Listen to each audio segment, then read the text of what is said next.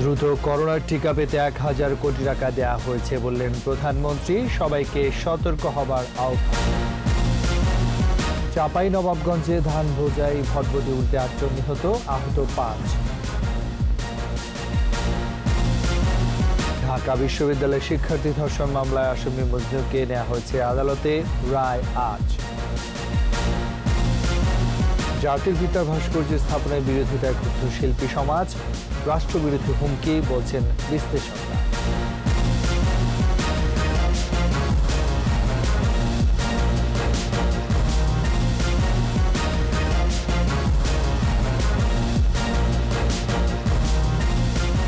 শুনছিলেন first security ইসলামী bank limited সংবাদ শিরোনাম। সবাইকে আমন্ত্রণ জানাচ্ছি দুপুর ২টার ২১ সংবাদের সাথে আছে আমি রাজীব জামান। আর দর্শক ২১ টেলিভিশনের সংবাদ একই সাথে সরাসরি দেখতে পাবেন আমাদের ফেসবুক পেজ www.facebook.com/2124 অনলাইনে।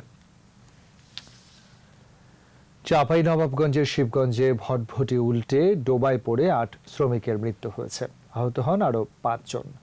বরেন্দ্র এলাকায় ধান কাটা শেষে ট্রলিতে করে তারা বাড়ি ফিরছিলেন। নিহত ৮ জনেরই বাড়ি শিবগঞ্জে।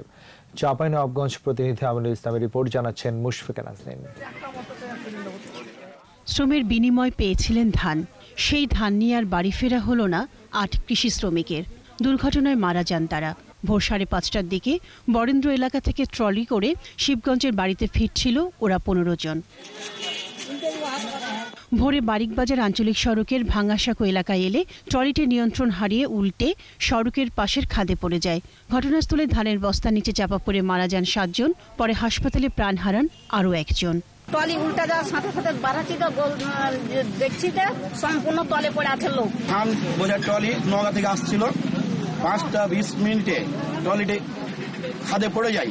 পুলিশ ও ফায়ার সার্ভিস কর্মীরা আহতদের চাঁপাইনবাবগঞ্জ সদর হাসপাতালে ভর্তি করে। এই রাস্তাটা খুবই সরু এবং এক সাইডে খুবই নিচু। এই নিচুর কারণে গাড়ির উপরে যারা লেবার ছিল তারা খুবই গরিব মানুষ, তারা গাড়ির উপরে ধানের বস্তার উপরে বসেছিল। পানির মধ্যে গাড়িটা যখন পড়ে যায় বস্তার উপর থেকে তারা আগে তারা পড়ে, তার উপরে বস্তার উপরে গাড়ি পড়ে তারা নিহত হয়েছেন। এদিকে স্বজনদের কাছে মরদেহ হস্তান্তর করে স্থানীয় প্রশাসন। নিয়ম অনুযায়ী নিহতদের প্রত্যেকের পরিবারকে ১০,০০০ করে টাকা দেয়া হয়। মুশফিকা নাজনীন, ২১ টেলিভিশন। ঢাকা বিশ্ববিদ্যালয়ের শিক্ষার্থী ধর্ষণের মামলায় ১৩ কার্যদিবসে বিচার শেষে রায় হতে যাচ্ছে আজ। ঢাকার ৭ নম্বর নারী ও শিশু নির্যাতন দমন ট্রাইব্যুনালে এই রায় দেবেন। আসামির বিরুদ্ধে অভিযোগ প্রমাণ করতে পেরেছেন দাবি করে রাষ্ট্রপক্ষ আশা করছে রায় মজনুর যাবজ্জীবন কারাদণ্ডই হবে। ধর্ষণের সর্বোচ্চ শাস্তির মৃত্যুদণ্ড হওয়ার আগে এই মামলার বিচার সম্পন্ন হওয়ায় রায় পূর্ববর্তী আইনেই হবে বলে আইনজীবীরা জানিয়েছেন। গত ৫ জানুয়ারি সন্ধ্যায় কুর্মিটোলায় ধর্ষণের শিকার হন ঢাকা বিশ্ববিদ্যালয়ের শিক্ষার্থী। পরদিন তার বাবা ক্যান্টনমেন্ট থানায় মামলা করেন। ৩ দিন বাদে মজনুকে গ্রেফতার করে র্যাব। গত ১৬ মার্চ গোয়েন্দা পুলিশ আদালতে অভিযোগপত্র দাখিল করেন। এতে শুধু মজনুকেই আসামি করা হয়। ভুক্তভোগীরা পোশাক ও মোবাইল ফোন সহ ২০টি আলামত আদালতে জমা দেওয়া হয়। ২৬ আগস্ট ভার্চুয়ালি শুনানিতে মজনুর বিরুদ্ধে অভিযোগ গঠন করেন আদালত। রাষ্ট্রপক্ষে ২৪ সাক্ষীর মধ্যে ২০ জনের সাক্ষ্য নিয়ে রায় দিতে যাচ্ছেন বিচারক।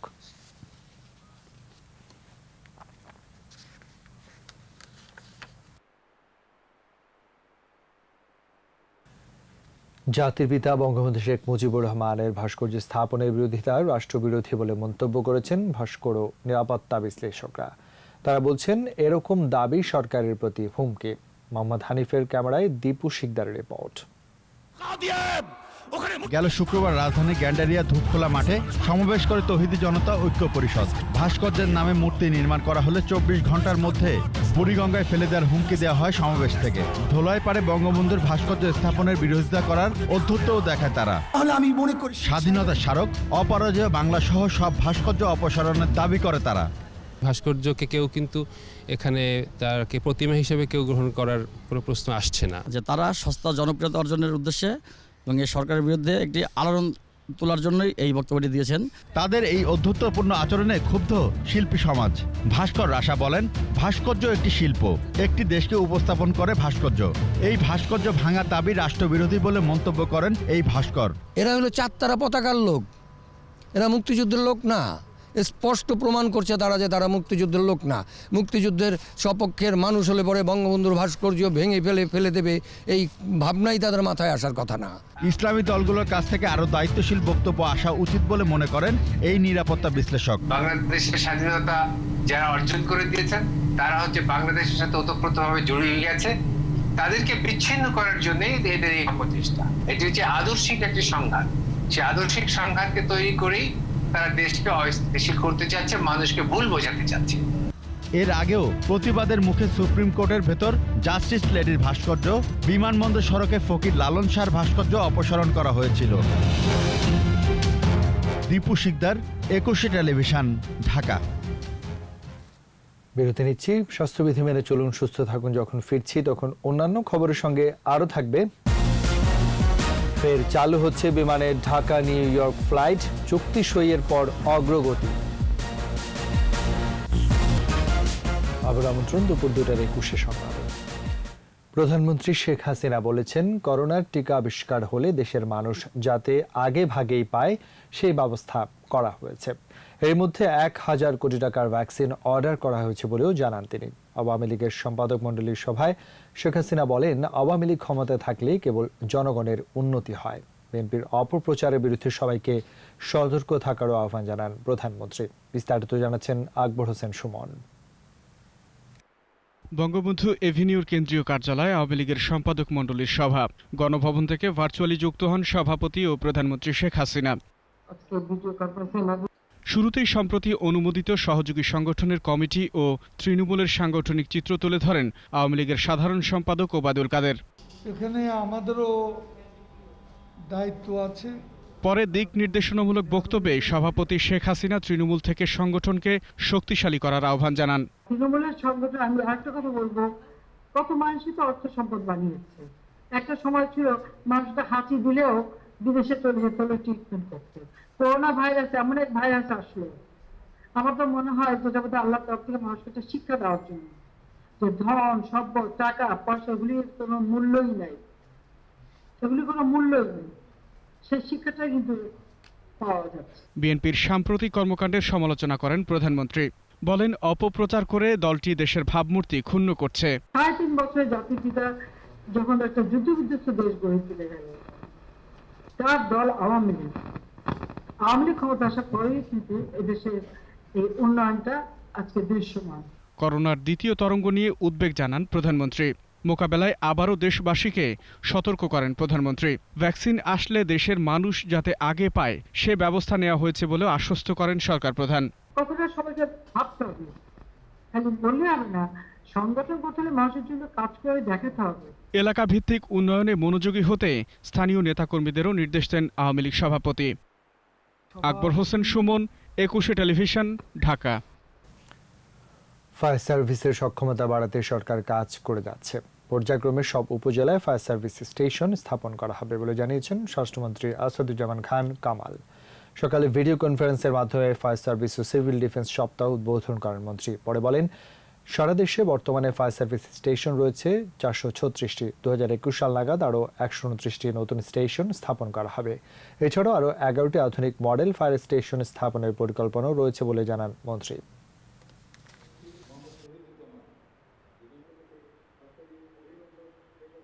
নতুন 232টি ফায়ার স্টেশন চালু করেছে এবং 2021 সাল নাগাদ আমরা আরো 129টি ফায়ার স্টেশন আমরা চালু করতে যাচ্ছি। সিলেটে এখনো অনেক এলাকা বিদ্যুৎ বিচ্ছিন্ন। বৃহত্তর শেখঘাট, তালতলা, সুরমা মার্কেট এলাকা, কাজীর বাজার, জোল্লারপাড়, কুয়ারপাড়, মেজরটিলা, দেবপাড়া, দক্ষিণ সুরমায় বিদ্যুৎ না থাকায় পানির জন্য হাহাকার চলছে। সিলেটের বিদ্যুৎ বিভাগের প্রধান প্রকৌশলী মোকামেল হোসেন জানান, সন্ধ্যার মধ্যে সিলেটের শতভাগ এলাকায় বিদ্যুৎ সরবরাহ নিশ্চিত করা সম্ভব হবে। মঙ্গলবার সকালে সিলেটের কুমারগাঁও বিদ্যুতের 132 কেভি সরবরাহ লাইনে অগ্নিকাণ্ডের ঘটনা ঘটে। এতে বিদ্যুৎহীন হয়ে পড়ে সিলেট বিভাগ। পরে বুধবার সন্ধ্যায় 31 ঘন্টা পর 80 ভাগ এলাকায় বিদ্যুৎ সরবরাহ স্বাভাবিক করা হয়।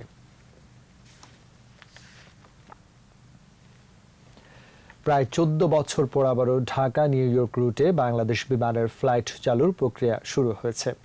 বেসামরিক বিমান চলাচল কর্তৃপক্ষের চেয়ারম্যান জানান, চুক্তি সইয়ের পর আরও কিছু প্রক্রিয়াও এগিয়েছে। সবকিছু ঠিকঠাক থাকলে 2021 সালের শুরুর দিকেই যুক্তরাষ্ট্রের উদ্দেশ্যে ডানা মেলবে বিমান। জসিম জুয়েলের রিপোর্ট। 1993 সালে নিউ ইয়র্কের সঙ্গে ফ্লাইট চলাচল শুরু করে বাংলাদেশ বিমান, কিন্তু 2006 সালে নিরাপত্তার অজুহাতে বাংলাদেশকে ক্যাটাগরি 2-এ নামায় মার্কিন নিয়ন্ত্রণ সংস্থা FAA। পরে বাংলাদেশ যুক্তরাষ্ট্র সরাসরি উড়োজাহাজ চলাচল বন্ধ হয়ে যায়। তবে FAA এর শর্ত পূরণ করে 30 সেপ্টেম্বর আবারও উড়োজাহাজ চলাচলে চুক্তিবদ্ধ হয়েছে দুদেশ। মুক্ত আকাশ নীতির ভিত্তিতে চুক্তি অনুযায়ী উভয় দেশ যে কোনো সংখ্যক উড়োজাহাজ সংস্থাকে দুদেশের মধ্যে ফ্লাইট পরিচালনার অনুমোদন দিতে পারবে। বেসামরিক বিমান চলাচল কর্তৃপক্ষের চেয়ারম্যান জানালেন, যুক্তরাষ্ট্রের সঙ্গে একটি অডিট মিটিংয়ের বিষয়ে আলোচনা চলছে। করোনার কারণে বৈঠকটি হয়নি। এটা সহসে একটা অনলাইন মিটিং হবে আমাদের FAA এর সাথে। FAA এর মিটিংটা হয়ে গেলে তখন তাদের একটা টিম আমাদের দেশে এসে আমাদেরকে এখানকে আমাদের যে সার্টিফিকেশনটা দরকার আছে ওইটা করাটা বাকি আছে। এটা যখন হয়ে যাবে তখন আমাদের দুই দেশের ভিতরে যাতায়াতের একটা মানে ব্যবস্থা হবে। আমাদের যেটা টার্গেট ছিল যে আমরা 2020 সালেই চালু করব, তো হয়তো 2021 সালের বিগিনিংয়ে আমরা চালু করতে সক্ষম হব। অডিট মিটিংয়ের পর বিমান বাংলাদেশ এয়ারলাইন্সকে আলাদা একটি অনুমতি নিতে হবে। এ বিষয়ে বিমান এবং বেবিচক একসঙ্গে কাজ করছে। বিমানেরকে আলাদাভাবে পারমিশনের একটা ব্যাপার আছে, তো এইগুলো আমরা একসাথে কাজ করতেছি। বিমানও কাজ করতেছে আর আমরাও FAA এর সাথে কাজটা করতেছি। সিভিল এভিয়েশনের সাথে আমরা খুব ক্লোজলি কাজ করছি। এটা যখনই আমেরিকা এয়ারপোর্টকে এটা কনফার্ম করবে, সাথে সাথে আমরা আমাদের কার্যক্রম শুরু করব। 1 মাসের মধ্যে সবকিছু সুরাহা করতে চায় বেসামরিক বিমান চলাচল কর্তৃপক্ষ। মাসখানেকের ভিতরে FAA এর ব্যাপারটা আমরা একটা মিটিং করতে সম্ভব হবে। জসিম জুয়েল, 21 টেলিভিশন, ঢাকা। শুরু হলো বাংলাদেশ ছাত্র ইউনিয়নের 2 দিনব্যাপী 40তম জাতীয় সম্মেলন। ঢাকা বিশ্ববিদ্যালয়ের TCতে রাজু ভাস্কর্যের পাদদেশে সম্মেলনে উদ্বোধন করেন পাটকল ও চা শ্রমিকরা। জাতীয় সঙ্গীতের সাথে জাতীয় পতাকা ও সংগঠনের পতাকা উত্তোলন করা হয়। এ সময় সংগঠনটির সাবেক ও বর্তমান নেতাদের উপস্থিতি ছিলেন। পরে আলোচনায় অংশ নেন শ্রমিক আন্দোলনের প্রবীণ নেতারা।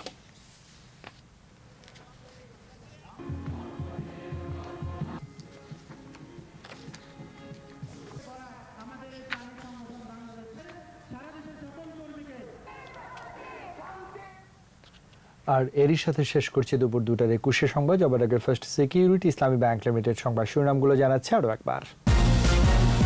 দ্রুত করোনা টিকা পেতে 1000 কোটি টাকা দেওয়া হয়েছে বললেন প্রধানমন্ত্রী, সবাইকে সতর্ক হওয়ার আহ্বান। চাঁপাইনবাবগঞ্জে ধান বোঝাই ভটভটি উল্টে 8 জন নিহত, আহত 5। ঢাকা বিশ্ববিদ্যালয়ের শিক্ষার্থী ধর্ষণ মামলায় আসামি মজনুকে নেওয়া হচ্ছে আদালতে, রায় আজ। জাতির পিতা ভাস্কর্য স্থাপনের বিরোধিতায় ক্ষুব্ধ শিল্পী সমাজ, রাষ্ট্রবিরোধী হুমকি বলছেন বিশ্লেষকরা।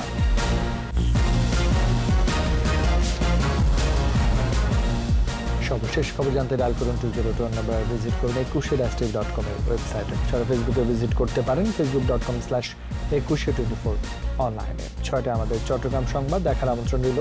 স্বাস্থ্যবিধি মেনে চলুন, সুস্থ থাকুন, 21-এর সঙ্গেই থাকুন।